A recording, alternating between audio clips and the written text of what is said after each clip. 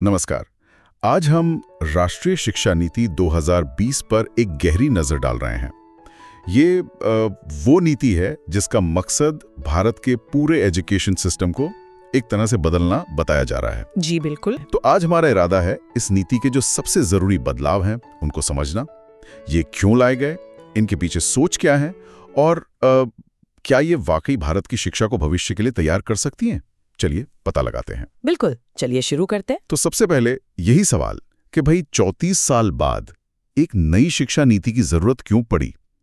इसका मतलब बड़ा मकसद क्या है? देखिए, ये 21वीं सदी की भारत की पहली शिक्षा नीति है और दुनिया हम सब देख रहे हैं कितनी तेजी से बदल रही है।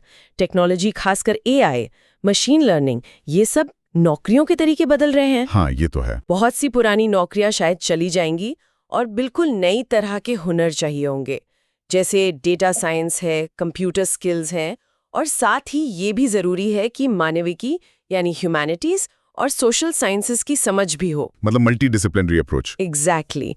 ये नीति भारत को इसी बदलती दुनिया के लिए तैयार करना चाहती है, उसे एक नॉलेज सुपर पावर बनाने का लक्ष्य रखती है।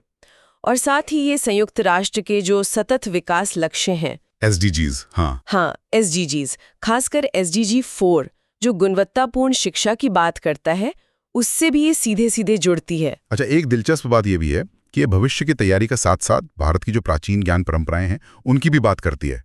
ये दोनों कैसे जुड़ते हैं? ये थोड़ा विरोधाभासी नहीं लगता? नहीं, विरोधाभासी नहीं है, बल्कि ये नीति मानती है कि ज्ञान और सत्य की खोज वो सबसे बड़ा मानवीय लक्ष्य है, जैसा प्राचीन भारत में माना जाता था। आप देखिए, तक्षशिला, नालंदा जैसे हमारे पुराने शिक्षा के केंद्र थे, वो मल्टी डिसिप्लिनरी पढ़ाई के लिए मशहूर थे। मतलब कई तरह के विषय एक साथ पढ़ना, समझना। हाँ, सुना है। चरक, सुश्रुत, आर्यभट्ट, कितने ही विद्वान हुए जिन्होंने दुनिया को कितना कुछ दिया। तो नीति उसी समग्र, होलिस्टिक और मल्टी डिसिप्लिनरी सोच को वापस लाना चाहती है, जिसे पुराने जमाने में 44 कलाओं का ज्ञान कहते थे। 44 कलाएं? हाँ। या आज जिसे हम लिबरल आर्ट्स कह सकते हैं।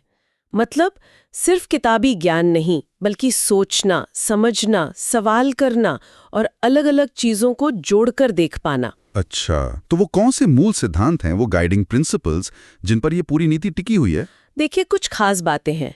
पहला, हर बच्चे में कोई ना कोई खास हुनर होता है, उसे पहचानना और निखारना।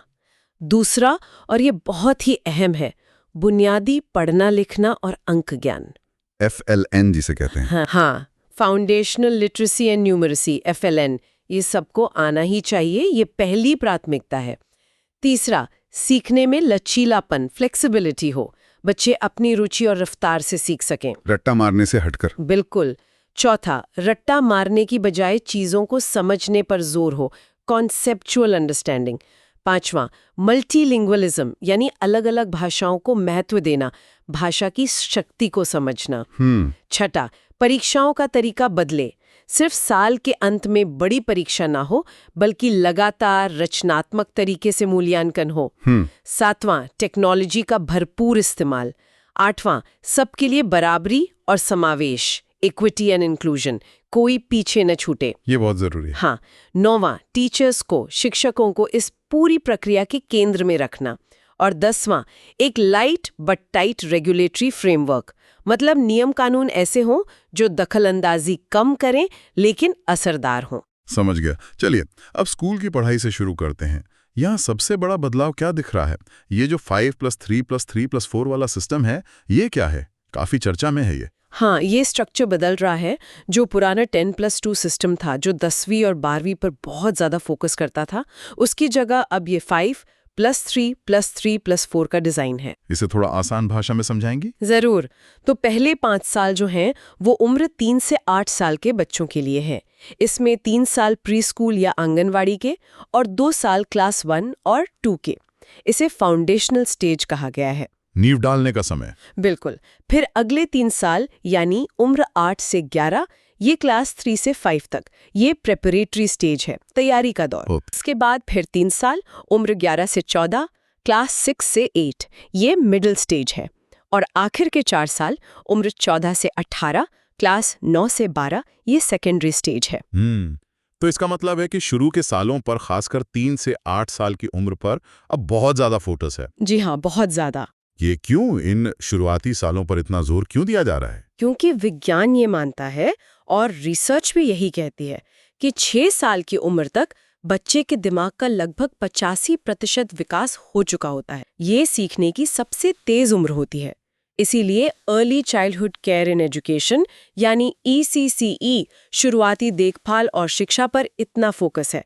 लक्ष्य है कि 2030 तक हर बच्चे को अच्छी प्री स्कूल शिक्षा मिले। इसके लिए क्या कदम उठाए जा रहे हैं? इसके लिए आंगनबाड़ियों को मजबूत किया जाएगा। वहाँ ECCE ट्रेन टीचर्स होंगे। पढ़ाई, खेलकूद और एक्टिविटी आधारित होगी, रटने वाली नहीं। और जो मध्याह्न भोजन योजना है वो भी यहीं बाल वाटिका या प्री स्कूल से शुरू हो जाएगी। अच्छा, और ये जो FLN वाली बात थी, बुनियादी पढ़ना लिखना और अंक ज्ञान, ये इतना जरूरी क्यों बताया जा रहा है? ये वाकई एक बहुत गंभीर चिंता का विषय है।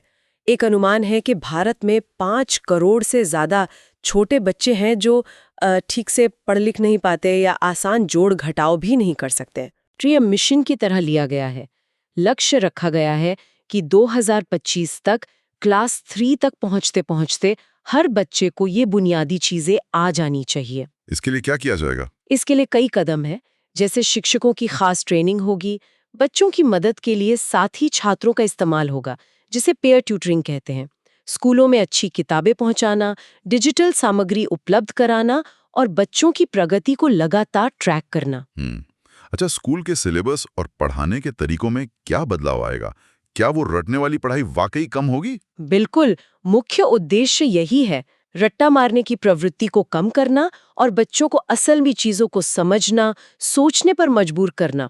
सिलेबस सिर्फ किताबी नहीं रहेगा, उसमें कला, संगीत, खेलकूद, सेहत, नैतिक मूल्य, इन सबको बराबर जगह मिलेगी। होलिस्टिक डेवलपमेंट पर जोर है। एक बात मैंने सुनी थी कि 6ठी से 8वीं के बीच कुछ हुनर सिखाने की भी बात है। क्लास 6 से 8 के बीच बच्चों को किसी न किसी वोकेशनल क्राफ्ट का अनुभव देना, जैसे बढ़ई का काम हो, मिट्टी के बर्तन बनाना हो या बिजली का बेसिक काम। इसके लिए 10 दिन का बैगलेस पीरियड होगा, मतलब बच्चे बिना बस्ते के स्कूल जाएंगे और शायद स्थानीय कारीगरों के साथ मिलकर कुछ सीखेंगे, इंटर्नशिप जैसा। ये तो काफी प्रैक्टिकल लगता है। हाँ, इससे हुनर का सम्मान भी बढ़ेगा और हो सकता है बच्चे अपनी कोई रुचि पहचान पाए। साथ ही भारत का अपना जो ज्ञान है, जैसे गणित में, खगोल विज्ञान में, योग में, उसे भी सही और वैज्ञानिक तरीके से सिलेबस में शामिल करने की बात है। और हाँ, नैतिक मूल्यों पर भी जोर रहेगा। सेवा, अहिंसा, साफ सफाई, सच बोलना। अब आते हैं भाषाओं पर। यह अक्सर एक सेंसिटिव मुद्दा बन जाता है। इसको लेकर नीति क्या कहती है? नीति त्रिभाषा फॉर्मूले को लचीलेपन के साथ जारी रखने की बात करती है, लेकिन जो सबसे अहम बात है वो ये कि कम से कम क्लास 5 तक और जहां तक हो सके क्लास 8 तक पढ़ाई का माध्यम बच्चे की मातृभाषा या घर की भाषा या स्थानीय भाषा होगी। अच्छा, ये तो बहुत जरूरी है। बहुत जरूरी है, ताकि बच्चे शुरू में कॉन्सेप्ट्स को अपनी भाषा में अच्छी तरह समझ सकें, उसके बाद दूसरी भाषाएं सीखें। संस्कृत को एक विकल्प के तौर पर हर लेवल पर रखा जाएगा और तमिल, तेलुगु, कन्नड़ जैसी जो हमारी शास्त्रीय भाषाएं हैं उनको भी बढ़ावा दिया जाएगा। इंडियन साइन लैंग्वेज ISL को भी स्टैंडर्डाइज करने की बात है। और इम्तिहान, परीक्षाएं, बोर्ड परीक्षाओं का क्या होगा? क्या वो वाकई आसान हो जाएंगी जैसा कहा जा रहा है? हाँ, देखिए, परीक्षाओं के तरीके में बड़ा बदलाव लाने की कोशिश है। अब जोर रटने की क्षमता जांचने पर नहीं होगा, बल्कि ये देखने पर होगा कि छात्र ने असल में कितना सीखा और समझा है, मतलब कॉम्पिटेंसी बेस्ड असेसमेंट। तो फिर मूल्यांकन कैसे होगा? मूल्यांकन साल भर चलता रहेगा, सिर्फ आखिर में एक बड़ी परीक्षा नहीं। इसे फॉर्मेटिव मूल्यांकन कहते हैं। मतलब परीक्षा सिर्फ नंबर देने के लिए नहीं होगी, बल्कि ये देखने के लिए कि बच्चे को सीखने में कहाँ और मदद की जरूरत है। रिपोर्ट कार्ड भी बदलेगा शायद? हाँ बिल्कुल, बच्चों का जो प्रोग्रेस कार्ड होगा वो भी बदलेगा। वो सिर्फ नंबरों की लिस्ट नहीं होगा, बल्कि बच्चे के हर पहलू का लेखा जोखा होगा। पढ़ाई में कैसा है, हुनर क्या है, व्यवहार कैसा है, सब कुछ। 360 डिग्री रिपोर्ट कार्ड। इसमें बच्चा खुद अपना मूल्यांकन करेगा, उसके दोस्त करेंगे और टीचर तो करेंगे ही। अच्छा, ये तो काफी अलग है। और बोर्ड परीक्षाएं 10वीं 12वीं की? वो जारी रहेंगी, लेकिन उन्हें थोड़ा बदलने की बात है। कोशिश होगी कि वो रटने की बजाय मुख्य कॉन्सेप्ट्स की समझ को परखें।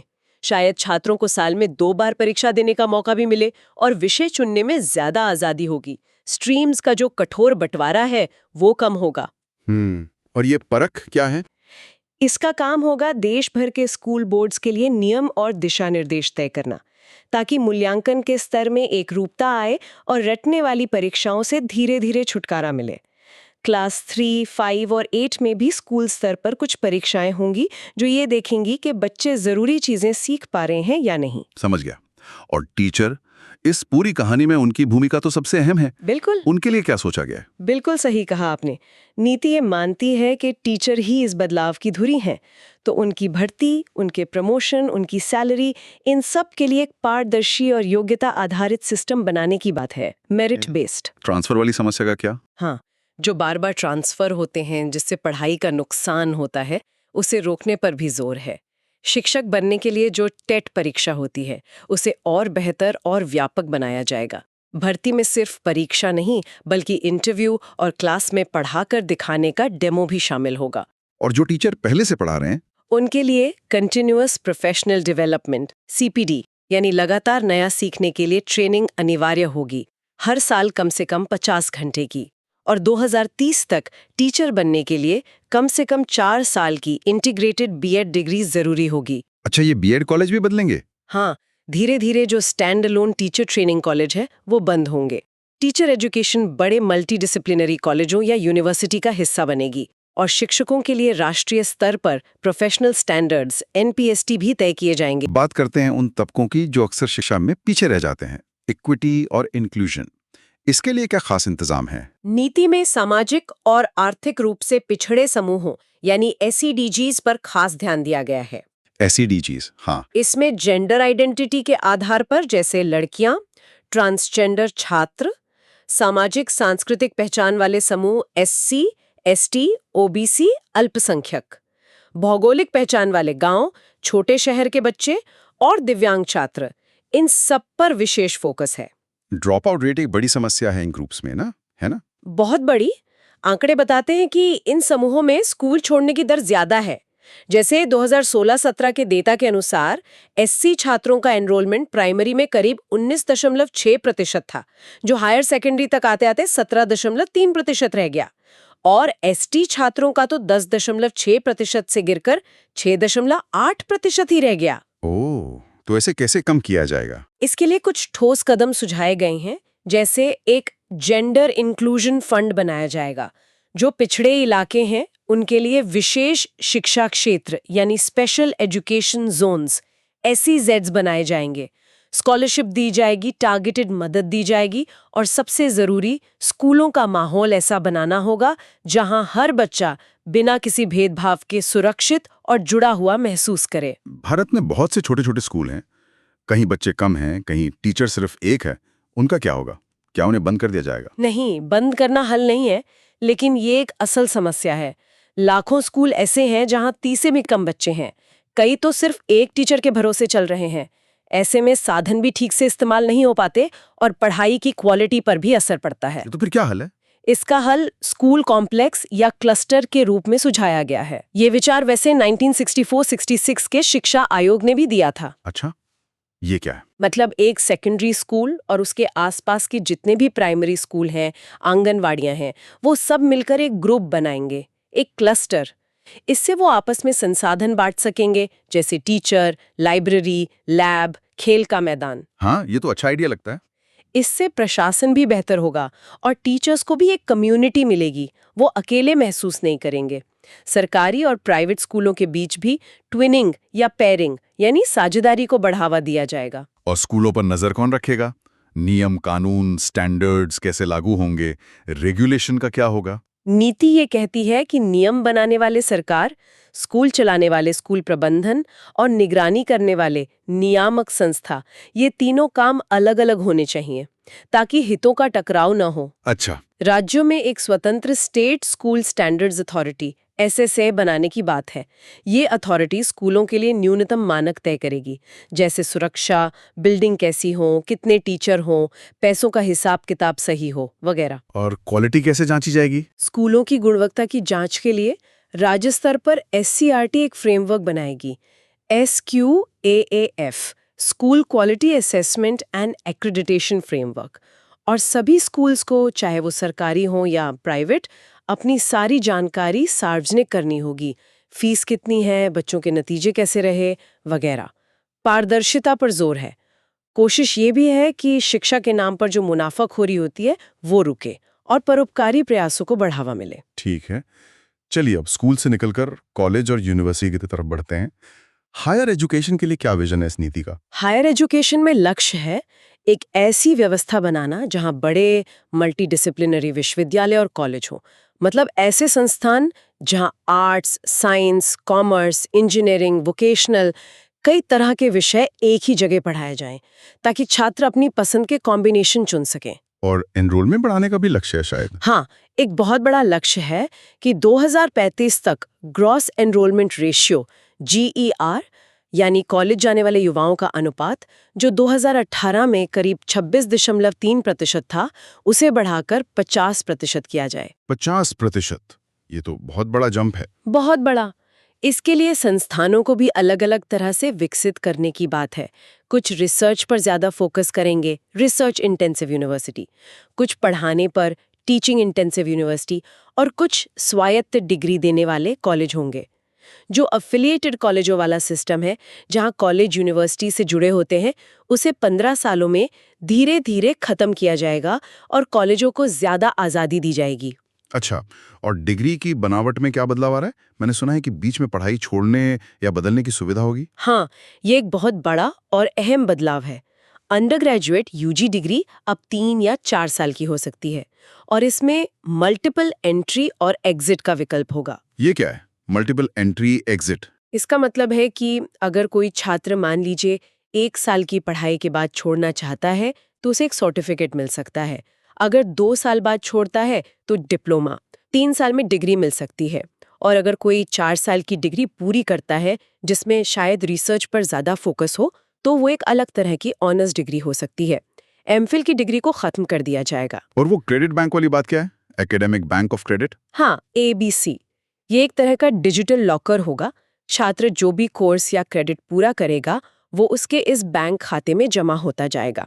इससे फायदा ये होगा कि अगर कोई छात्र एक कॉलेज से दूसरे में जाना चाहे या कुछ साल का ब्रेक लेकर वापस पढ़ाई शुरू करना चाहे, तो उसके पहले कमाए हुए क्रेडिट बेकार नहीं जाएंगे, वो उन्हें ट्रांसफर करा सकेगा। ये तो छात्रों के लिए काफी लचीलापन लाएगा। बिल्कुल। अच्छा, हायर एजुकेशन का सिलेबस कैसा होगा? क्या आप साइंस वाला छात्र इतिहास पढ़ सकेगा या आर्ट्स वाला कोडिंग सीख सकेगा? हाँ, बिल्कुल।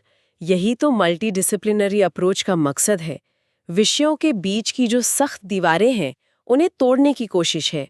छात्र अपना मेजर यानी मुख्य विषय चुनेंगे, लेकिन साथ में माइनर यानी गौण विषय भी चुन सकेंगे, जो किसी बिल्कुल अलग फील्ड का भी हो सकता है। सिलेबस काफी लचीला होगा। साथ ही समाज से जुड़ने वाले काम, कम्युनिटी एंगेजमेंट, पर्यावरण शिक्षा और मूल्य आधारित शिक्षा से जुड़े क्रेडिट बेस्ड कोर्स भी होंगे। और रिसर्च को कैसे बढ़ावा दिया जाएगा? भारत रिसर्च में थोड़ा पीछे माना जाता है। इसके लिए एक बड़ी पहल है नेशनल रिसर्च फाउंडेशन NRF की स्थापना। ये एक स्वतंत्र संस्था होगी जो सभी विषयों में, चाहे वो साइंस हो, टेक्नोलॉजी हो, सोशल साइंस हो या आर्ट्स और ह्यूमैनिटीज हो, अच्छी क्वालिटी की रिसर्च के लिए फंडिंग देगी। ये फंडिंग किसको मिलेगी? सिर्फ IITs या सेंट्रल यूनिवर्सिटीज को? नहीं, यही खास बात है। ये फंडिंग मेरिट के आधार पर पीयर रिव्यू के जरिए दी जाएगी और ये सिर्फ बड़े संस्थानों तक सीमित नहीं रहेगी। इसका मकसद कॉलेजों और राज्य विश्वविद्यालयों सहित सभी तरह के संस्थानों में रिसर्च का कल्चर, एक माहौल बनाना है। अच्छा, हायर एजुकेशन पर निगरानी कौन रखेगा? अभी तो UGC है, AICTE है और भी कई बॉडीज हैं। क्या ये सब बनी रहेंगी? नहीं, अभी जो बहुत सारी अलग-अलग रेगुलेटरी बॉडीज हैं, जैसे आपने नाम लिया UGC, AICTE, NCT वगैरह, उन सबको मिलाकर एक सिंगल अम्ब्रेला रेगुलेटर बनाने का प्रस्ताव है। इसका नाम होगा higher education commission of India, HECI। HECI, इसके तहत क्या होगा? HECI के तहत 4 अलग-अलग स्वतंत्र वर्टिकल होंगे। एक होगा रेगुलेशन के लिए NHERC, दूसरा एक्रेडिटेशन यानी मान्यता देने के लिए NAC, तीसरा फंडिंग के लिए HEGC और चौथा पढ़ाई के मानक तय करने के लिए GEC। मेडिकल और लीगल एजुकेशन को फिलहाल इससे बाहर रखा गया है। तो मकसद है कि नियमों का जाल कम हो और चीजें ज्यादा सुसंगत हों। हाँ, लाइट पर टाइट रेगुलेशन का सिद्धांत यहाँ भी लागू होगा। ठीक है, अब आते हैं वोकेशनल एजुकेशन पर, यानी हुनर की पढ़ाई पर। भारत में इसे अक्सर मुख्यधारा की पढ़ाई से कमतर आंका जाता है। नीति इस बारे में क्या कहती है? आपने बिल्कुल सही मुद्दा उठाया। ये एक बड़ी चुनौती रही है कि वोकेशनल एजुकेशन को वो सम्मान नहीं मिला, उससे एक सामाजिक दूरी बनी रही। नीति का जोर इसी दूरी को खत्म करने पर है। इसे स्कूल से लेकर कॉलेज तक मुख्य धारा की पढ़ाई का एक अभिन्न अंग बनाने की बात है। आंकड़े क्या कहते हैं इस बारे में? आंकड़े चिंताजनक हैं। अभी 19-24 साल के जो हमारे युवा हैं, उनमें से 5% से भी कम ने फॉर्मल वोकेशनल ट्रेनिंग ली है। आप तुलना कीजिए, जर्मनी में ये 75% है, साउथ कोरिया में 96% है। बाप रे, बहुत बड़ा अंतर है। बहुत बड़ा। इसीलिए लक्ष्य रखा गया है कि 2025 तक स्कूल और हायर एजुकेशन सिस्टम से निकलने वाले कम से कम 50% छात्रों को किसी न किसी वोकेशनल हुनर का अनुभव जरूर मिले। 50% कैसे होगा ये? जैसा हमने स्कूल के लिए बात की थी, इसे क्लास 6 से ही शुरू करने की बात है और ये हायर एजुकेशन तक इंटीग्रेटेड रहेगा। डिग्री प्रोग्राम्स में वोकेशनल कोर्स शामिल होंगे। National skills qualification framework NSQF को और मजबूत किया जाएगा और जो भारत के पारंपरिक हुनर हैं, जिन्हें लोक विद्या कहा गया है, उनको भी पहचान और सम्मान मिलेगा। अच्छा, एक और आजकल का हॉट टॉपिक है शिक्षा का अंतर्राष्ट्रीयकरण। क्या भारतीय यूनिवर्सिटीज विदेश जा पाएंगी या विदेशी यूनिवर्सिटी भारत आ पाएंगी? नीति में दोनों की बात कही गई है। एक तरफ भारत को दुनिया के लिए शिक्षा का एक आकर्षक केंद्र, एक ग्लोबल स्टडी डेस्टिनेशन बनाने का लक्ष्य है। विश्व गुरु वाली जो बात है, जो हमारे अच्छा प्रदर्शन करने वाले भारतीय विश्वविद्यालय हैं, उन्हें विदेशों में अपने कैंपस खोलने के लिए प्रोत्साहित किया जाएगा। दूसरी तरफ दुनिया की जो टॉप की यूनिवर्सिटीज हैं, मान लीजिए टॉप 100 में से, उनमें से कुछ चुनिंदा यूनिवर्सिटीज को भारत में ऑपरेट करने की अनुमति दी जाएगी। इसके लिए एक नया कानून बनाया जाएगा। अच्छा, इससे क्या फायदा होगा? इससे कंपटीशन बढ़ेगा, छात्रों को ज्यादा विकल्प मिलेंगे और रिसर्च में अंतर्राष्ट्रीय सहयोग और छात्रों के आदान प्रदान एक्सचेंज प्रोग्राम्स को भी बढ़ावा मिलेगा। ऑनलाइन और डिजिटल शिक्षा का क्या? खासकर कोरोना के बाद से इसका महत्व बहुत बढ़ गया है। नीति इस बारे में क्या कहती है? हाँ, टेक्नोलॉजी के सही इस्तेमाल और इंटीग्रेशन पर बहुत जोर है। इसके लिए एक स्वायत्त संस्था national educational technology forum NETF बनाने का प्रस्ताव है। ये एक प्लेटफॉर्म होगा जहां टेक्नोलॉजी के इस्तेमाल पर नए आइडियाज शेयर किए जा सकेंगे, विचार विमर्श होगा। और जो मौजूदा प्लेटफॉर्म्स हैं, जैसे दीक्षा, स्वयं, उन्हें और मजबूत और विस्तृत किया जाएगा। अच्छी क्वालिटी की डिजिटल लर्निंग सामग्री तैयार की जाएगी, जिसमें games, simulations, augmented reality, virtual reality, VR जैसी नई चीजें भी शामिल होंगी। लेकिन उन बच्चों का क्या जिनके पास डिवाइस या इंटरनेट नहीं है? डिजिटल डिवाइड एक बड़ी सच्चाई है। बिल्कुल, नीति इस डिजिटल डिवाइड को मानती है और इसे पाटने की बात करती है। जहां इंटरनेट या डिवाइस की कमी है, वहां टीवी, रेडियो, कम्युनिटी रेडियो जैसे मास मीडिया का इस्तेमाल करके शैक्षिक कार्यक्रम पहुंचाने की कोशिश होगी और आर्टिफिशियल इंटेलिजेंस AI का इस्तेमाल करके हर बच्चे की ज़रूरत के हिसाब से पर्सनलाइज्ड लर्निंग को संभव बनाने की संभावनाओं पर भी विचार है। ठीक है, अब कुछ और क्षेत्रों पर बात करते हैं। प्रौढ़ शिक्षा, एडल्ट एजुकेशन। जो लोग अपनी उम्र में पढ़ नहीं पाए, उनके लिए क्या प्रावधान है? लक्ष्य तो 100% साक्षरता हासिल करना है। इसके लिए बड़ों के लिए एक नया करिकुलम फ्रेमवर्क बनेगा। इसमें सिर्फ पढ़ना, लिखना और अंक ज्ञान ही नहीं होगा, बल्कि जरूरी जीवन कौशल भी शामिल होंगे। जीवन कौशल जैसे फाइनेंशियल लिटरेसी, डिजिटल लिटरेसी, स्वास्थ्य और सफाई की जानकारी। साथ ही उनके लिए व्यावसायिक कौशल विकास के मौके, बेसिक एजुकेशन के समकक्षता प्राप्त करने के मौके और निरंतर शिक्षा जैसे कला, विज्ञान, संस्कृति, खेल से जुड़े कोर्स भी होंगे। इसके लिए संसाधन कहाँ से आएंगे? स्कूल और कॉलेजों के इंफ्रास्ट्रक्चर का इस्तेमाल शाम के समय या छुट्टियों में प्रौढ़ शिक्षा केंद्रों के रूप में किया जाएगा। अच्छा, भारतीय भाषाओं, कला और संस्कृति को कैसे सहेजा और बढ़ाया जाएगा? अक्सर ये शिकायत रहती है कि इन पर ध्यान कम दिया जाता है। नीति में इस पर काफी ध्यान दिया गया है। यूनिवर्सिटी और कॉलेजों में भारतीय भाषाओं, साहित्य, संगीत, कला, दर्शन, नृत्य, रंगमंच आदि के मजबूत विभाग बनाने की बात है। हायर एजुकेशन में भी जहां संभव हो, पढ़ाई का माध्यम मातृभाषा या स्थानीय भाषा को बढ़ावा दिया जाएगा। अनुवाद का क्या? अनुवाद एक बहुत जरूरी कड़ी है। इसके लिए एक Indian institute of translation and interpretation IITI बनाने का प्रस्ताव है। पाली, पारसी, प्राकृत जैसी जो प्राचीन और महत्वपूर्ण भाषाएं हैं, उनके लिए भी राष्ट्रीय संस्थान स्थापित किए जाएंगे। और एक भारत श्रेष्ठ भारत पहल के तहत छात्रों को देश के अलग-अलग हिस्सों में जाने, वहां की संस्कृति को समझने के लिए प्रोत्साहित किया जाएगा। अब सबसे बड़ा सवाल, इतने सारे महत्वाकांक्षी बदलावों के लिए पैसा कहाँ से आएगा? फाइनेंसिंग कैसे होगी? ये एक बहुत महत्वपूर्ण सवाल है। नीति में ये लक्ष्य दोहराया गया है कि केंद्र और राज्य सरकारें मिलकर शिक्षा पर अपना सार्वजनिक खर्च जीडीपी के 6% तक ले जाएंगे। ये तो बहुत पुरानी मांग है। हाँ, ये सिफारिश बहुत पुरानी है, शायद कोठारी कमीशन के समय से चली आ रही है। अब इसे हकीकत में बदलने पर जोर दिया गया है। साथ ही ये भी जरूरी है कि जो पैसा खर्च हो वो सही तरीके से, कुशलता से और पारदर्शी ढंग से हो। केवल आवंटन बढ़ाना काफी नहीं है, परोपकारी निजी भागीदारी को भी प्रोत्साहित करने की बात है। एक और बदलाव तो नाम में भी हुआ है। मानव संसाधन विकास मंत्रालय अब शिक्षा मंत्रालय बन गया है। इसका क्या महत्व है? हाँ, MHRD अब मिनिस्ट्री ऑफ एजुकेशन यानी MOE हो गया है। ये एक सांकेतिक लेकिन महत्वपूर्ण कदम है। ये दिखाता है कि फोकस अब सिर्फ मनुष्य को एक संसाधन के रूप में देखने पर नहीं, बल्कि सही मायनों में शिक्षा और सीखने की प्रक्रिया पर है, एजुकेशन और लर्निंग पर। बिल्कुल। तो कुल मिला के हमने राष्ट्रीय शिक्षा नीति 2020 के कई अहम पहलुओं को छुआ है। स्कूल का नया ढांचा, बुनियादी स्किल्स पर जोर, परीक्षाओं में बदलाव, हायर एजुकेशन का पूरा पुनर्गठन, वोकेशनल और एडल्ट एजुकेशन को मुख्य धारा में लाना और साथ ही भारतीय जड़ों से जुड़ने की कोशिश। ये वाकई एक बहुत बड़ा और महत्वाकांक्षी खाका लगता है। हाँ, इसमें कोई शक नहीं। नीति का जो मूल भाव है वो लचीलापन, मल्टीडिसिप्लिनरी अप्रोच, क्रिटिकल थिंकिंग और बच्चे के समग्र विकास पर है। मकसद ये है कि हम रटने वाली पढ़ाई से हटकर वास्तविक समझ और हुनर की तरफ बढ़ें। जैसा किसी टिप्पणीकार ने कहा भी था, शिक्षा सिर्फ एक दौड़ का हिस्सा बनना नहीं है, बल्कि ज्ञान प्राप्त करना है। हाँ, और जैसा कि प्रोफेसर कुमार ने भी इशारा किया, लर्निंग आउटकम्स पर फोकस, पर्सनलाइज्ड एजुकेशन, खासकर टेक्नोलॉजी की मदद से, और बड़े पैमाने पर क्वालिटी एजुकेशन देना, ये सब 2047 तक विकसित भारत के लक्ष्य के लिए बहुत जरूरी है। बिल्कुल। को लागू करना, खासकर भारत जैसे विशाल और विविध देश में, जमीनी हकीकत में कितना चुनौतीपूर्ण होगा? आपके विचार में सबसे बड़ी बाधा या चुनौती क्या हो सकती है? सोचिएगा जरूर।